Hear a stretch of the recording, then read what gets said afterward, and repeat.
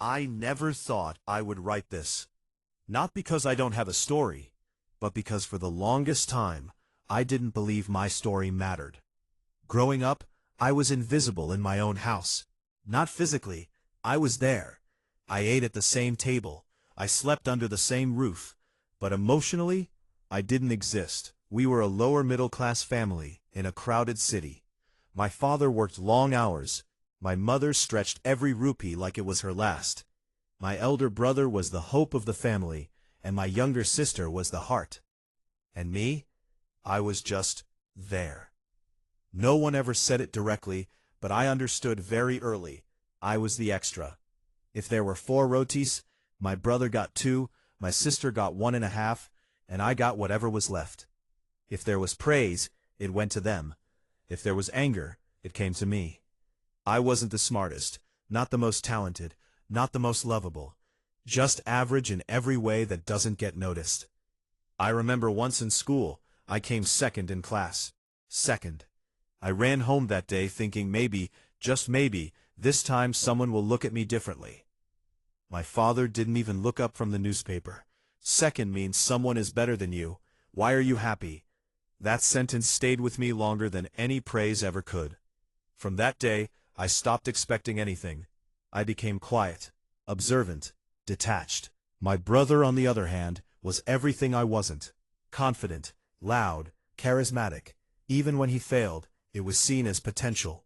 My sister, she was loved effortlessly. She didn't have to prove anything. And me, I learned to survive without validation. Things got worse when my father's business started failing. Tension became normal. And somehow, I became the easiest target. You don't contribute anything. You're useless. Look at your brother. You'll never make it in life. I heard these lines so many times, they stopped hurting.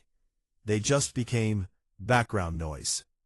After 12th grade, there was barely enough money to send one child to a good college. Guess who they chose? Of course, my brother. I didn't even argue. I just nodded and said, "It's fine." Because at that point, I expected nothing else. I took admission in a cheap local college. No dreams, no plan, just existence. I started doing part-time jobs, data entry, delivery, tutoring kids, anything that brought in a little money. Not because anyone asked me to, but because I didn't want to hear, "You don't contribute." Ironically, even when I started contributing, no one noticed. If I gave money at home, it was expected. If my brother needed money, it was support. The difference? Intent wasn't judged. Identity was. Years passed like that. Then one day something small happened, but it changed everything. My brother needed money for something urgent, a big amount. My father didn't have it. There was silence in the house. And then my mother looked at me and said, "You've been earning, right? Give whatever you have." Not, "Can you help?" Not, "We need you." Just give. Like it was my duty. Like I owed them. I gave everything I had saved over 2 years. Every single rupee. No one said thank you. Not even once. That night, I realized something.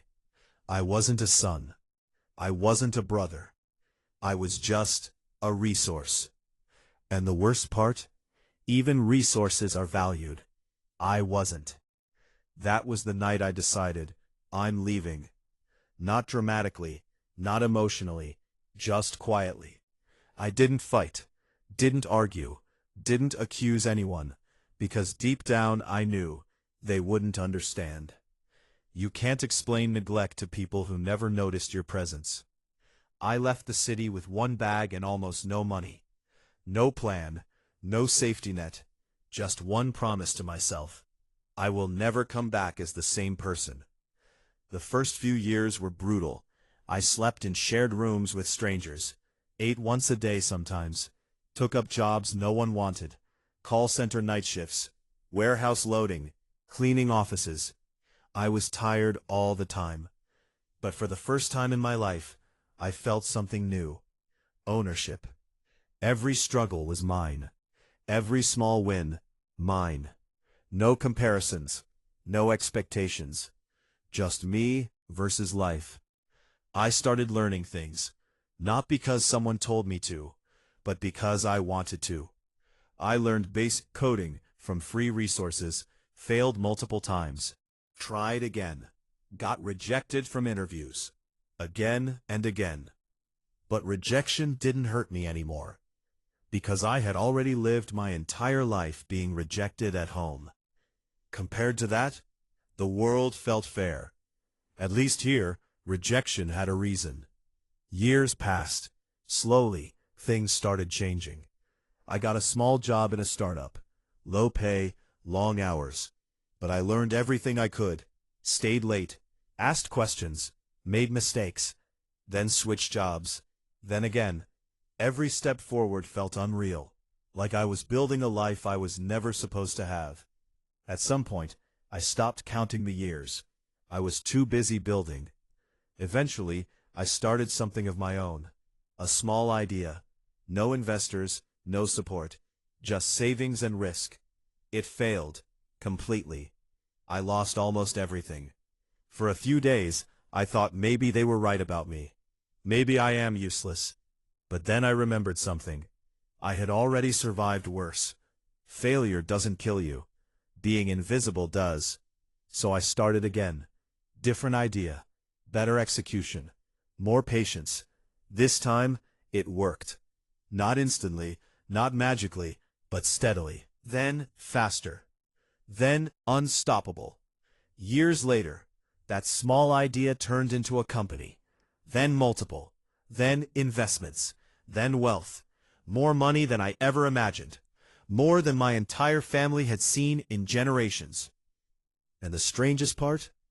When I finally made it, I felt nothing. No urge to call home. No excitement to prove anyone wrong. Just silence. Because the truth is, I didn't do it for them. I did it for the version of me who sat quietly at the dinner table, hoping someone would notice.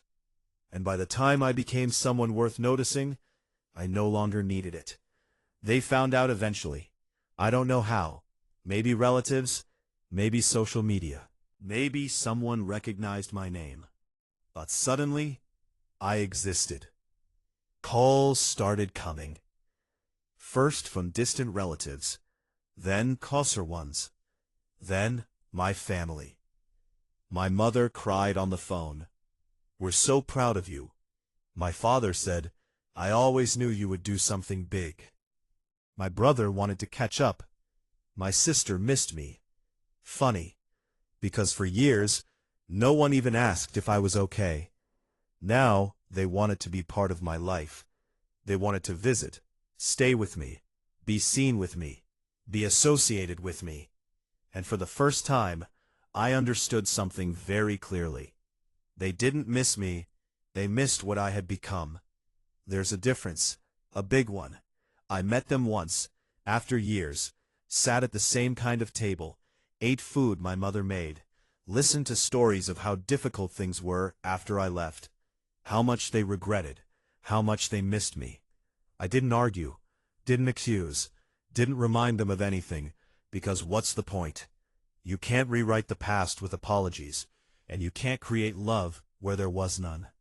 When I left that day, I gave them money, a lot of it, enough to change their lives. Not because they deserved it, but because I didn't want to carry resentment. Money was never the problem. Value was, and that they can't buy now.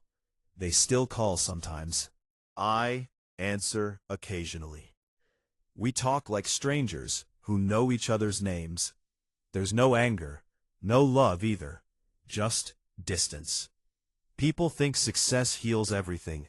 It doesn't. It just gives you the power to choose what you want to keep. And I chose peace. Not revenge, not validation, just peace. I built everything from nothing. Not because I was strong, but because I had no other choice. When no one believes in you for long enough, you either break, or you become someone even you don't recognize anymore. I became that someone. And the irony? The boy they ignored his entire life became the man they now introduce with pride. But they don't know him. They never did. And now, they never will.